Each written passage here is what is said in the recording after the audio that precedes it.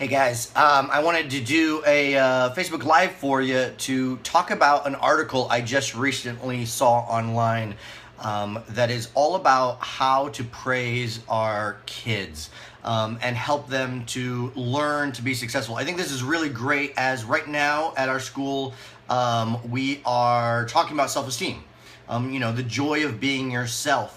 And praising is a big part of self-esteem and helping build self-esteem.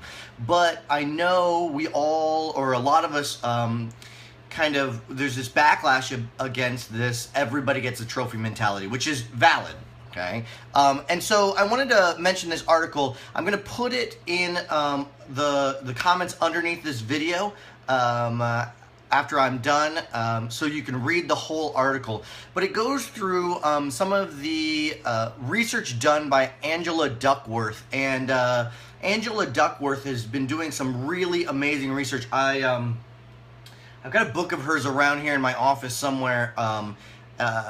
Raising successful kids, or raising something like that. It's fantastic. And then she's got a newer book out called Grit, I believe.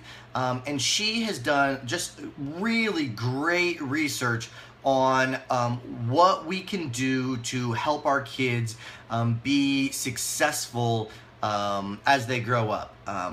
What it takes to teach them the life skills and things. And two things that we want to kind of get from this article is one, how we're praising kids.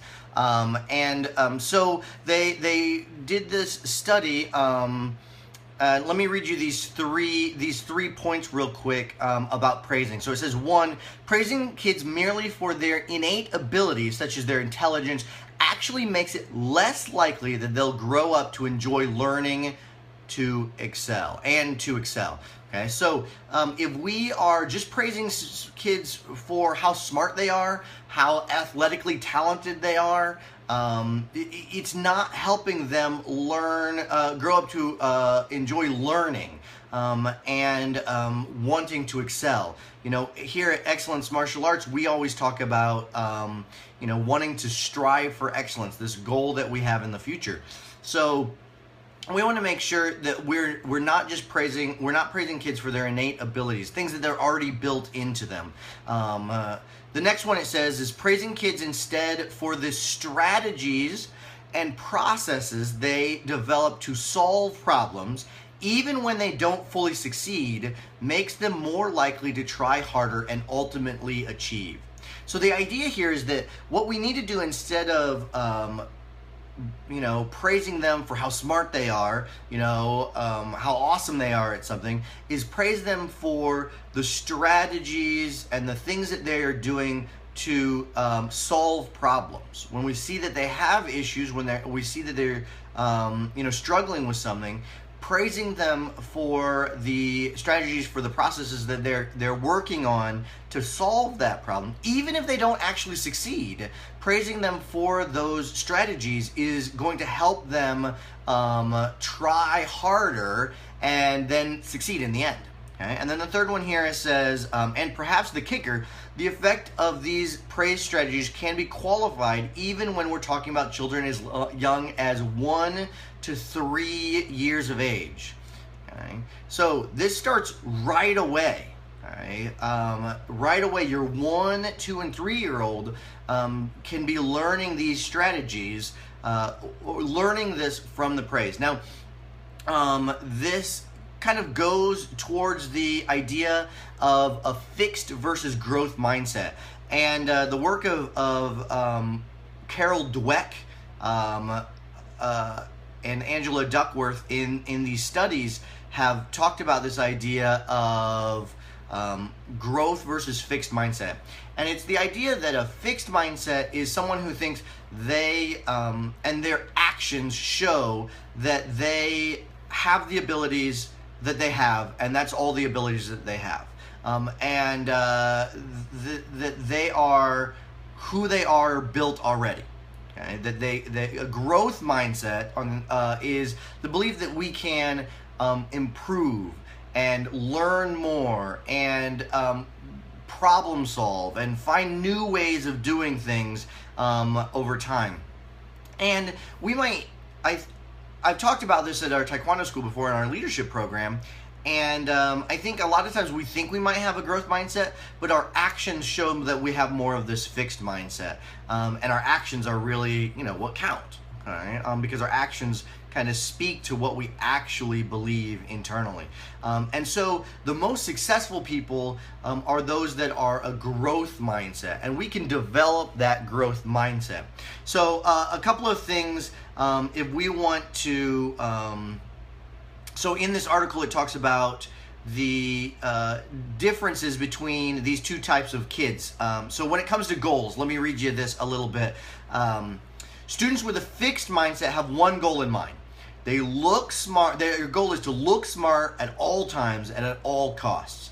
So this means they avoid trying new things. They don't want to be seen as not knowing other stuff. Okay? They want to look smart. They want to know what they know and show that.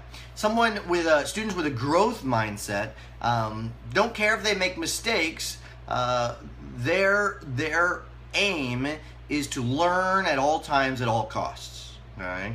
They're not ashamed of trying something new and failing, because they know that's going to help them lead to achieving their goals. Now, in attitudes towards effort and failure, students with a fixed mindset viewed effort and failure as bad things. Because the mere fact that someone worked hard or came up short demonstrated to them that the person didn't have innate ability. Growth mindset students, on the other hand, believed that effort was what was required to unlock ability. Okay? Effort isn't a good thing. Failure is a good thing because it leads to learning and future success. Okay? This next one I find really important when it comes to martial arts students. I see this a lot. We get to this certain time in martial arts students training and they say that they're bored. It says here that students who demonstrate a fixed mindset were far more likely to complain of being bored in school. Okay? They seem to get into a cycle in which they used boredom as a cover to suggest why they wouldn't try things that they found difficult. Okay? This is really key. I see this in our training all the time. Students start to get bored when things get hard.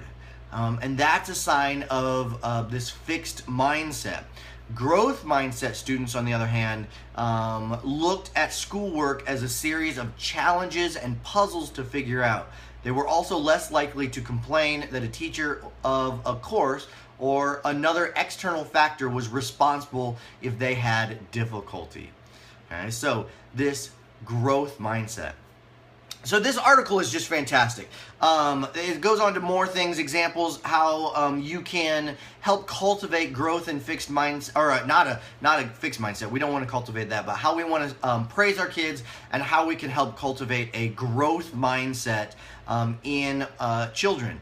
And I highly suggest that you read through this article and you think about how you're interacting with your child in their activities, in their schoolwork, just everyday interactions.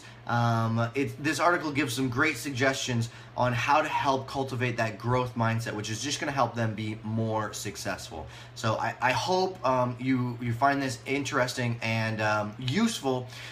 We at ATA Excellence Martial Arts want to help cultivate this idea. This is why our third pillar of excellence is be happy but never satisfied. We always want to be growing and improving. That's that growth mindset that we want to help cultivate. So read through the article. Let me know what you think. I think you'll find it really useful.